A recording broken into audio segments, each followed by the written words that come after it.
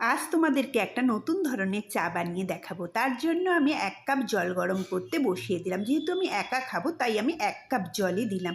এই সেই চা পাতা, বিভিন্ন রকমের ফুলের পাপড়ি, আরও অনেক রকমের জিনিস দিয়ে চাটা বানানো হয়েছে। সব কটার নাম আমি জানি না। জলটা আমার ফুটে গেছে। আমি একটা কাঁচের পাত্রে সামান্য চা পাতা নিয়ে নিলাম।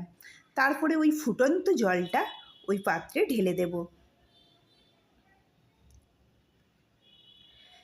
কিছুক্ষণ ঢাকা দিয়ে ফিরে এলাম।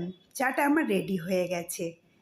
এবার ছেঁকে নিয়ে তোমাদেরকে দেখাই চায়ের কালারটা কেমন এসেছে। তোমরা একটু দেখো, পুরো ব্লু হয়ে গেছে, তাই তো এটার নাম ব্লু টি। এবার খেয়ে দেখি তো কেমন হয়েছে চাটা।